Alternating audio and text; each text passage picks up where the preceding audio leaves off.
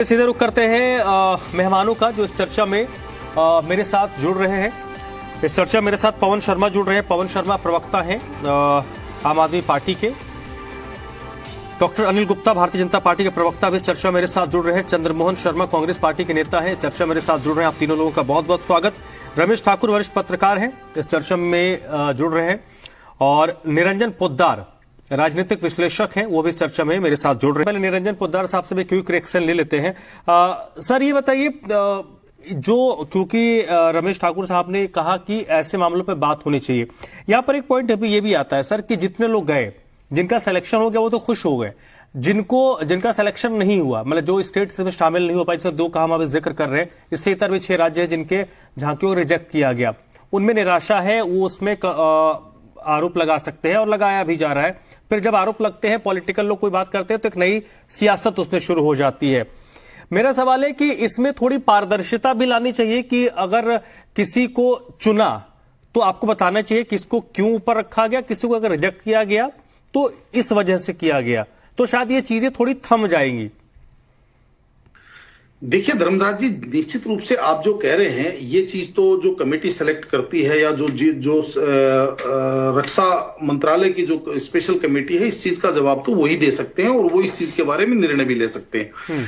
लेकिन यहाँ पे अगर आप मेरा विचार पूछेंगे तो मैं ज्यादा भी नहीं तो आप ये मान के चलिए धर्मराज जी, पिछली लगभग समझने के बाद में लगभग आप ये मान के चलिए 48 से 50 गणतंत्र दिवस की झांकियां मैं देख चुका, और आज तक मैंने देखा है कि जितनी जो झांकियां आती हैं, गणतंत्र दिवस हमारे यहां एक समझ लीजिए संवैधानिक रूप से राष्ट्रीय पर्व है, राष्ट्रीय त्योहार है, और उसके ऊपर जब हम पूरा देश उस टकटकी लगाए उस त्योहार को देखता है तो आप ये मान के चलिए कि उस टाइम देश बहुत रोमांचित होता है। और उसके अंदर कई बार हमने तो यहां तक भी देखा है कि जो पूर्व प्रस्तावित जो झांकी होती है उसको भी एन समय पे कई बार कैंसिल कर दिया जाता है, समय के अभाव को देखते हुए। तो मैंने तो आज तक ऐसा कोई विवाद देखा नहीं। हालांकि हर राज्य चाहता है कि भाई हमारा प्रस्तुतिकरण वहां पे हो, लेकिन जब रिजेक्ट कर दिया जाता है किसी का, क्योंकि वहां पे एक सीमा होती है और हर वर्ष ये प्रक्रिया अपनाई जाती है। लेकिन अब यहां पे धर्मराज जी ये चीज समझ में नहीं आई कि जिस तरीके से इस बार ये जो राजनीति है, हमारा जो फेडरल भारत है, यानी कि हमारा जो भारत गणराज्य है, इसके अंदर आप ये देखिए कहीं पे चलिए सर, मैं आपके पास लौटता हूं, मुझे क्विक ब्रेक लेना पड़ेगा। मैं जब ब्रेक से लौटूंगा तो मैं आपके पास ही आऊंगा। एक बार फिर शुरू कर लेते हैं निरंजन पोद्दार साहब का। सर आप जो बात कह रहे थे, तो अब हम ये मानकर चले, क्योंकि आप बहस के दूसरे हिस्से में हम आ चुके हैं, तो आप शॉर्ट पे जवाब दीजिएगा, क्या अब ये मामला सियासी रंग ले रहा है? क्योंकि जैसा कि अभी जिक्र किया है रमेश ठाकुर साहब ने कि चुनावी बेला है, तो थोड़ा तो चुनावी रंग चढ़ेगा ही इस पर। देखिए धर्मराज जी, 2-3 बिंदुओं के अंदर मैं इस बात को रखूंगा। पहली बात तो जो आपने कहा चुनावी बेला है, मेरे हिसाब से राजनीति के लिए आपके पास बहुत सारा मटेरियल है, राजनीति आप बहुत सारे मटेरियल पे कर सकते हैं, लेकिन जो राष्ट्रीय त्योहार है इनको तो कम से कम मेरे हिसाब से थोड़ा सा अलग रखना चाहिए। ये तो वो वाली बात हो गई कि जैसे हर शादी के अंदर एक फूफा नाराज होने वाली बात होती है, कदाचित ये उसी तरीके का एक मामला नजर आता है कि भाई किसी भी राष्ट्रीय त्योहार के अंदर कुछ ना कुछ विघटन डालना जरूरी है, पहली बात। दूसरी बात आपको मैं बताऊं, मैंने अभी मैं बता रहा हूं जिस तरीके से 47-48 झांकियां मेरे को देखी हुई याद आती हैं धर्मराज जी, इसके अंदर हमने ये देखा है कि जो झांकियों के अंदर जो प्राथमिकता दी जाती है, उस प्राथमिकता के अंदर ये देखा जाता है कि भारत की संस्कृति का प्रदर्शन हो, उसके अलावा जो प्राकृतिक संपदाएं हैं उनका प्रदर्शन हो, तथा लोगों को एक प्रेरणादायक यानी कि प्रेरणा स्रोत कोई चीज अगर निकल के आती है वो उसका प्रदर्शन हो, यानी कि प्राथमिकता जो दी जाती है। या फिर कोई ढांचागत विकास भारत ने ऐसा किया है कि जिससे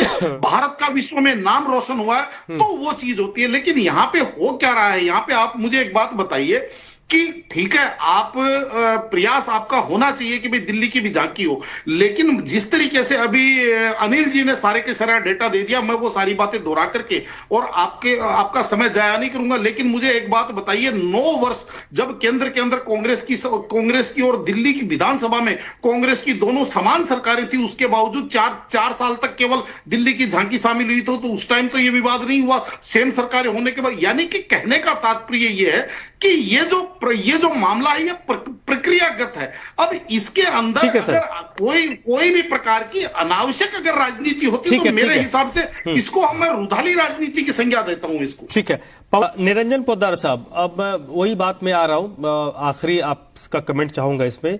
जो बातें ठाकुर साहब ने कही मैं उसी को आगे बढ़ाऊंगा कि भाई अब बहुत जरूरी हो गया कि पहले क्या होता था कि रक्षा मंत्रालय की जो कमेटी है उसमें कौन कौन से लोग होते थे अपने हिसाब से कर दिया, कोई कुछ कहता नहीं था, कहता भी था तो खबरें बनती नहीं थी, चले इस बार नहीं अगली बार कर लेंगे।